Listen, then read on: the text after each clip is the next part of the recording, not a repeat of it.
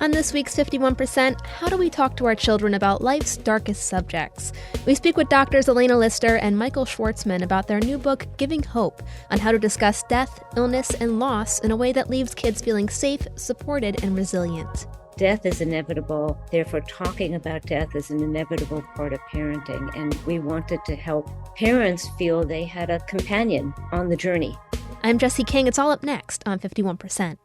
I was standing around like one of those girls I had seen in a movie. The whole world was a movie back then. I had my sunglasses on, I wanted to be seen without seeing shy Lolita. I wasn't really in it, I didn't really get it. You're listening to 51%, a WAMC production dedicated to women's issues and experiences. Thanks for joining us. I'm Jessie King. Parenting is full of difficult teaching moments and conversations. And this week we're talking about life's darkest subjects, namely death and grief. That first death of a pet or friend or family member can be very confusing and upsetting for anyone to navigate. And the fact of the matter is today's kids are living with a lot. Many are back in what might be their most normal school year since the coronavirus pandemic. The media we consume is rife with images of violence, police brutality, and the war in Ukraine. And school shootings have skyrocketed over the past few decades, meaning many of today's kids deal with lockdown drills and the fear that they themselves might be the victim of a shooting. These are difficult things for adults to come to terms with and grapple with. But as our guest today will tell us, kids are already thinking about it, and they have questions. Doctors Elena and Michael Schwartzman provide a comprehensive guide on how to navigate those questions in their new book, Giving Hope, Conversations with Children About Illness, Death, and Loss.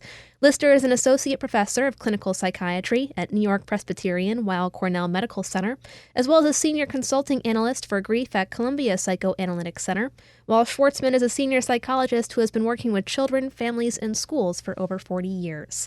For Lister, the path to this book has been personal. About 25 years ago, she lost her 6-year-old daughter, Liza, to leukemia.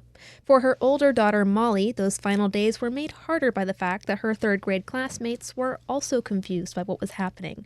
Why had their playdates suddenly stopped? Why were Molly and her family so upset? In an attempt to make things easier on Molly, Lister and her husband held a conversation with her entire third-grade class about what was happening to Liza, basically what death was. I was so struck by a few things. One, none of the children afterwards had greater emotional difficulty. They were not more fearful. They did not go home and talk to their parents about how upset it made them at all. Quite the contrary. Also, they were very kind to my older daughter. They understood what was going on in our house, and they weren't scared about it because we had talked with them about it very openly. And they were incredibly empathic. And third, that they were very curious, both about what was happening, what our daughter who was dying was experiencing, and what their own experiences with loss were. And they all began to talk about various ways that they had had a grandpa die or they themselves had been sick. And it opened the door for me even more concretely that children can deal with even difficult things like dying and death, even of a child.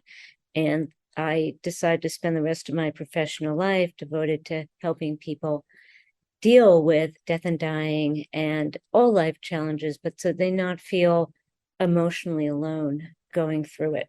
And then I consulted schools and organizations, and I was called to consult at Michael's school and had the honor of meeting him, I guess about 10 years ago. And the book arose from that experience, our conviction that children can and need to talk about these things, that death is inevitable.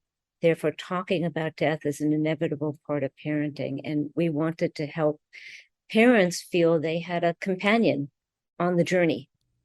And when Elena came to work in one of the schools where I also work, we found that we had a very easy way of relating to the subject, to the kids and to the parents. And over time we had, a way. And at a certain point, Elena invited me to join her in working on a book. And we've been an item ever since. So I guess just to sort of get into the meat of things a little bit, why do you feel that death has become such a taboo subject for us? Like, what are some of the reasons that a parent might avoid the subject? Well, we all want to protect our children from any sort of suffering, any sort of upset. And we know that death and loss is something that could be upsetting. We ourselves get upset about it, we meaning adults. And therefore, we presume that children are going to get upset about it too. And the reason why we get upset about it is we don't like to think about the fact that we're not going to live forever. We know it intellectually, we accept it intellectually, but on a minute-to-minute, day-to-day basis, unless we're forced to, we like to kind of think that we're in control of stuff and that we're going to not have any imminent end. And our society, I think, supports that. I think we're death avoidant in general. So if we feel that it is too much for us to handle, if we're scared about it, then it's going to be very hard for us to talk to our children about it. We want to protect them from that. But you can't protect them. What we can do, though, is help a child through it. So since we can't change that harsh reality, what we can do is change how you as an adult help a child respond to that reality. And that's where protection really comes. The protection comes not in not talking about it, but in talking about it and finding inner strength in the face of it. Mm-hmm. I mean, the only thing I would add to that is that I think, especially with younger children, parents are very, very concerned with how kids attach themselves, how kids connect themselves, how they follow through with their interests. And the idea of having to bring in this concept for most parents, that there is an end to all of this is just a very difficult thing to have to bear at the same time as you're just, becoming very entwined and involved with your child. So who wants to think about having to let that go? But, kids, we speak about this, have a very natural way of understanding that there is life and then there is death. They see it in nature. They see it in movies. They hear about it. So the way we think about it is, if a child has to develop a means for approaching something like this, shouldn't it be their parents who are closest to them, who help them into it, through it, and on with life as they have to meet it? So aside from the fact that death is unavoidable and we're going to have to discuss it with our children at some point, are there benefits to introducing this subject early on? This is a big point for us. When a child is struck by something that is hard to bear, it's very, very important that they be able to come and talk to someone who's close to them, and who better than, their parents, so that they don't have to bear it alone.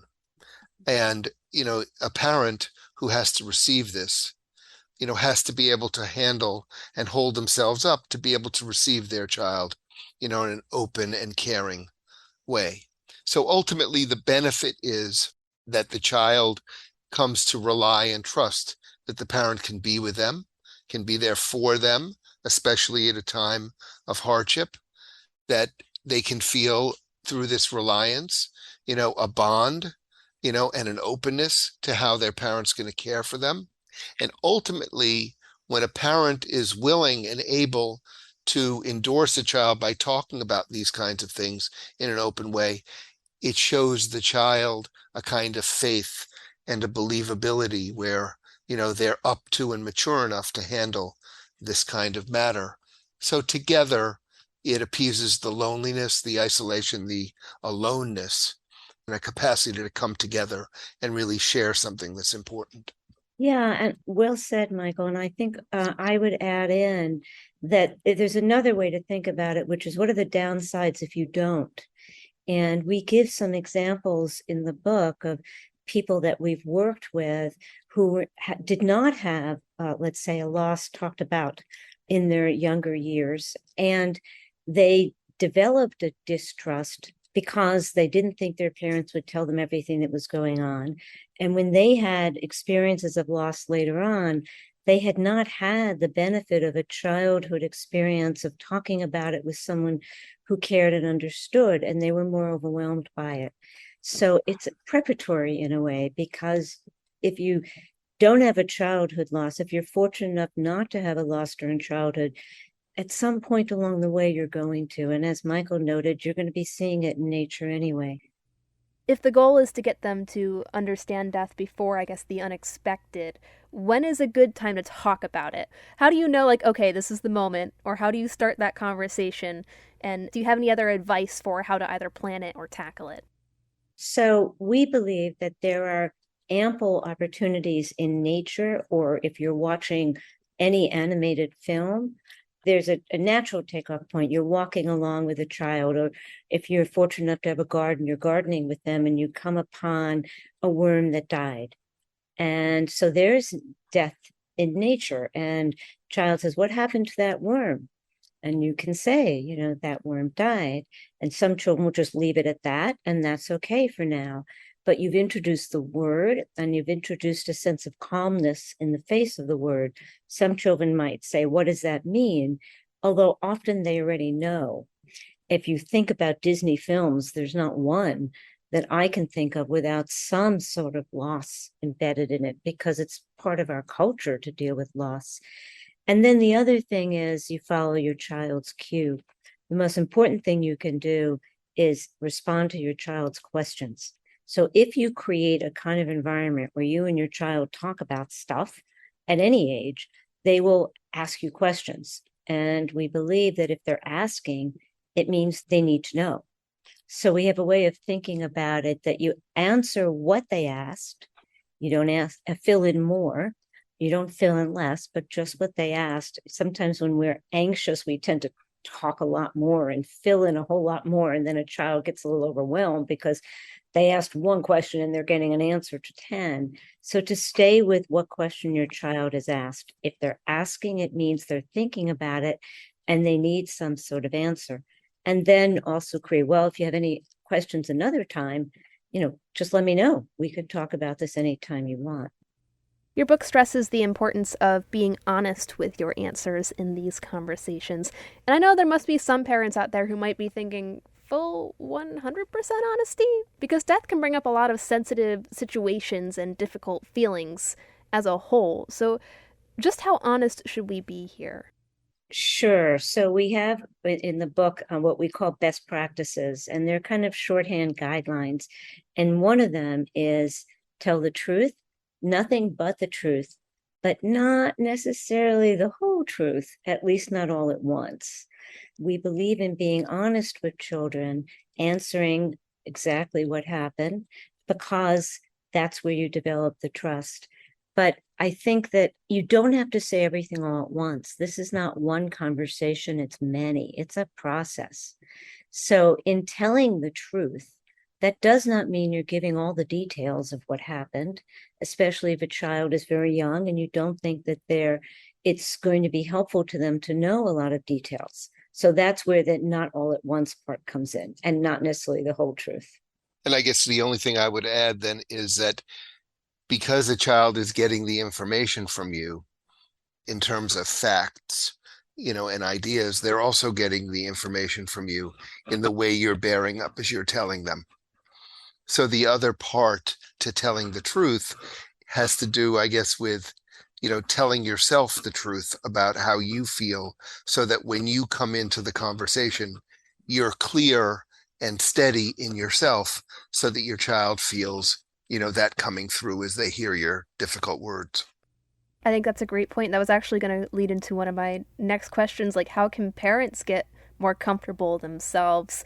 And I guess maybe if you didn't have the greatest exposures to death as a kid, is it possible to unlearn some of those experiences to not pass them on to your child?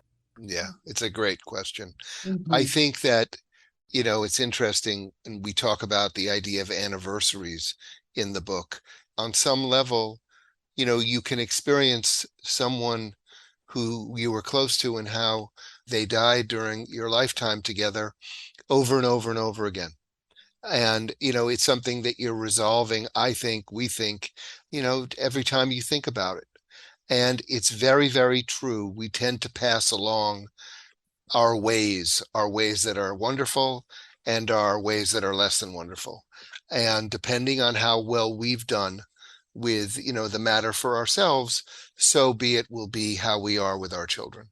And so it's very, very important that as parents, as people, as friends, we look at, our reactions, we work on our reactions, we talk them through with ourselves and with people we're close to, so that we come to realize and recognize and realize, the sticking points for ourselves, so we don't pass that kind of anxiety along. Most of the people in the generation of like people in their 40s and 50s, when they were children, this was not talked about. So they come into it with children of their own or teaching in a classroom, and they haven't had the direct experience of being parented about these things. Or, as you were saying, maybe they did have that experience and they'd like to undo it.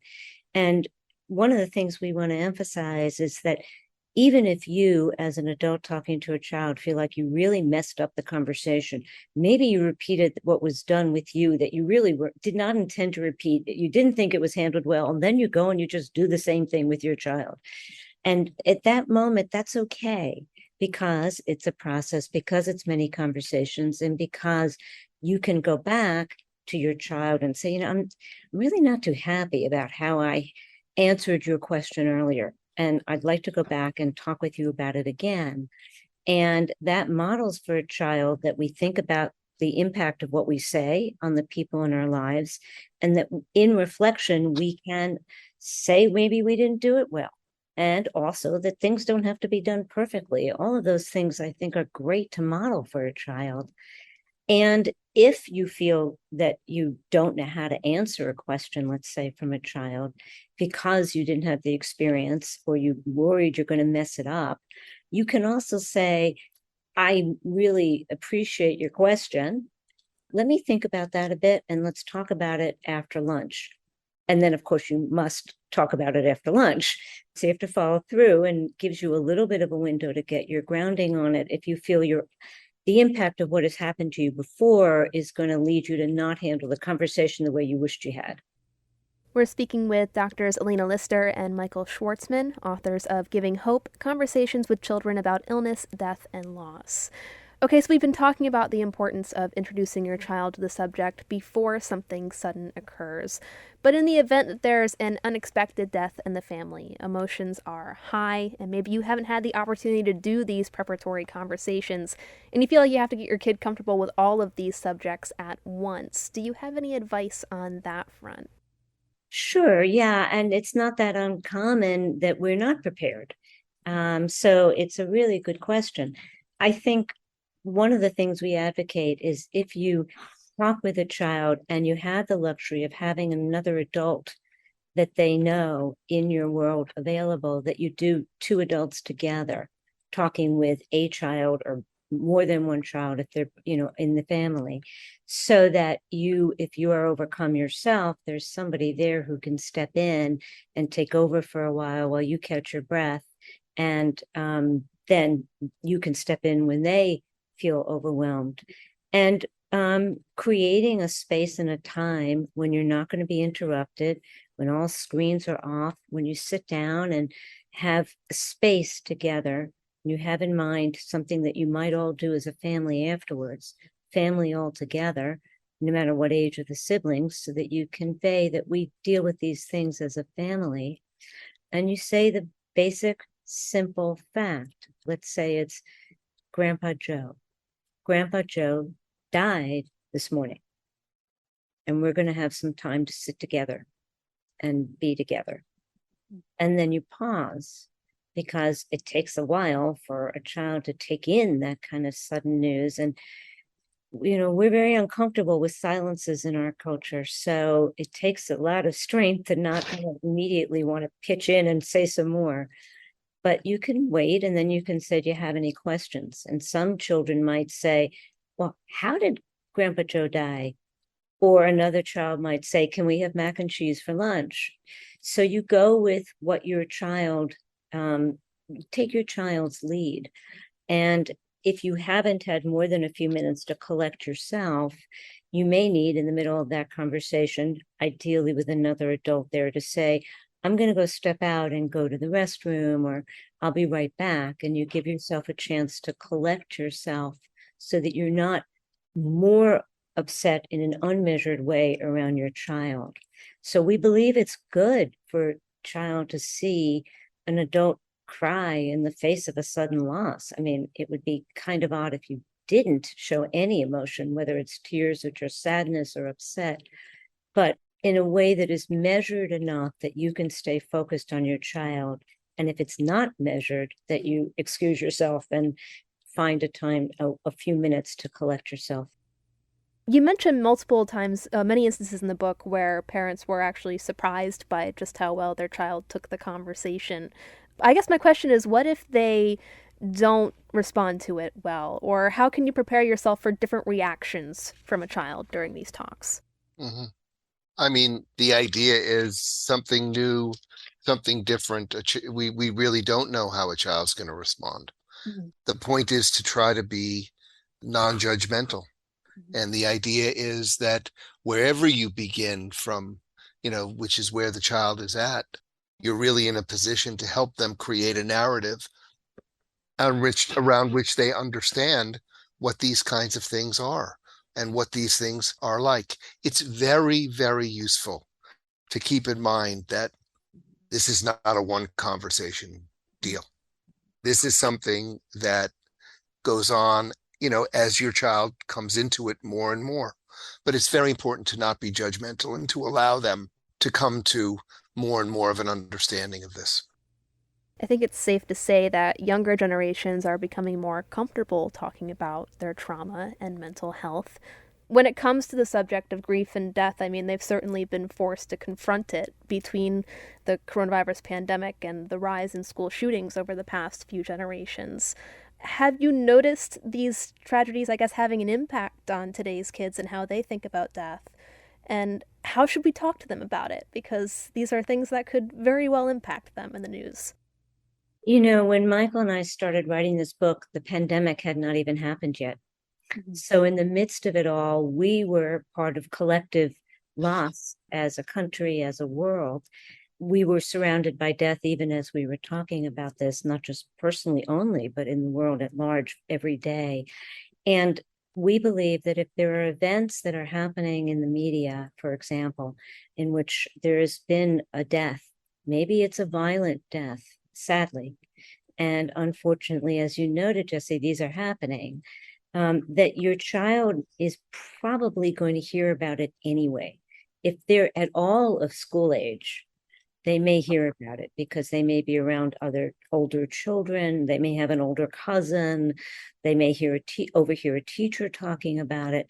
So we would advocate that it is better that you are able to say how it's told to your child. So therefore you bring it to a child and you can convey what happened. And then it would be the simple statement about what happened.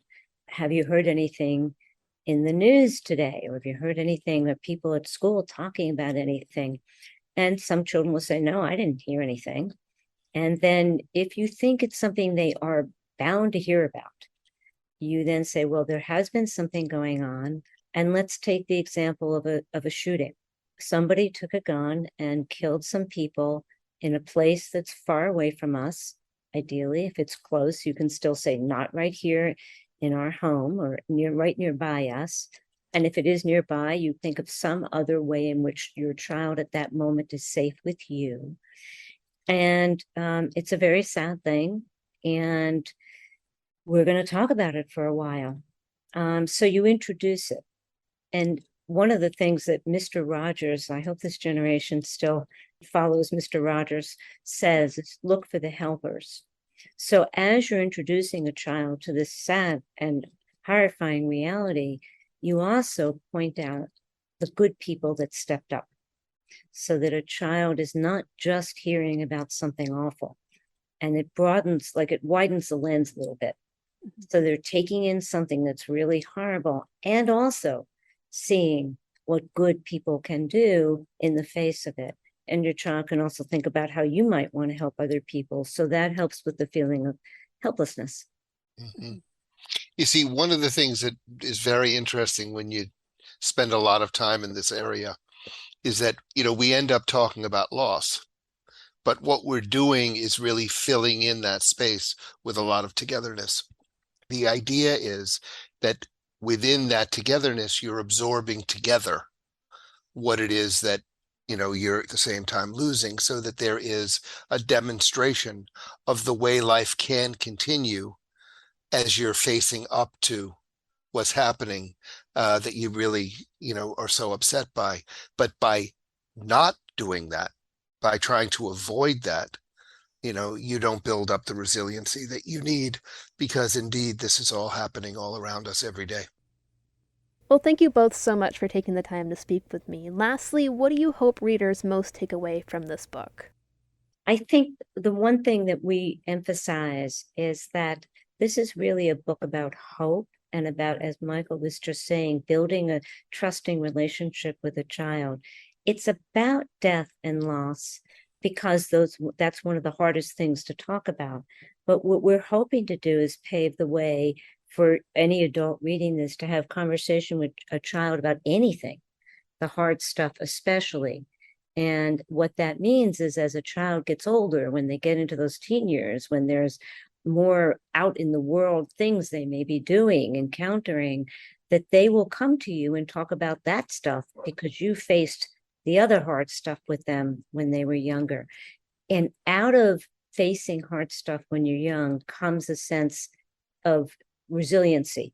I've handled hard stuff. I can handle hard stuff. Might be a child's thought, whether it's articulated or not. And that means they face the future with a little more hope, because they don't worry that if the next thing comes, they won't be able to handle anything.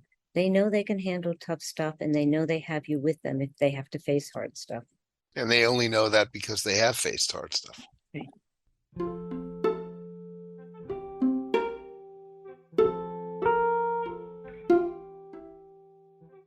Dr. Elena Lister is an associate professor of clinical psychiatry at New York Presbyterian Weill Cornell Medical Center and a senior consulting analyst for grief at Columbia Psychoanalytic Center.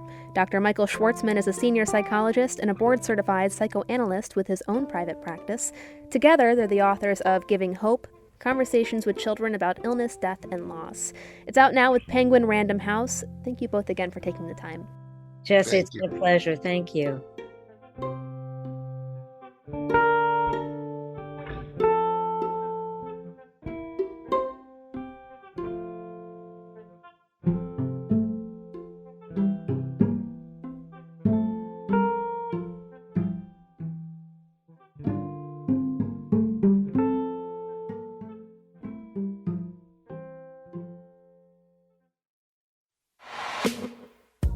Thanks for tuning in to this week's 51%.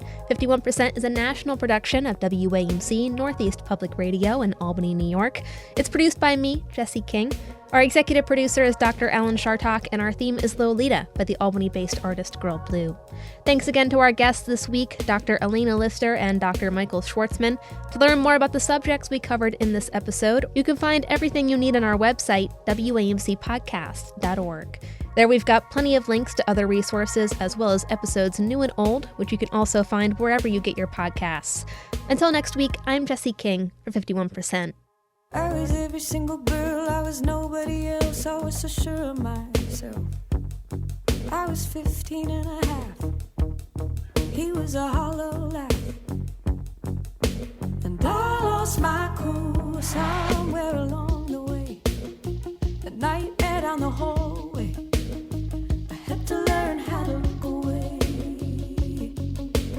I lost my cool, no electricity, hot rain on the concrete, sweet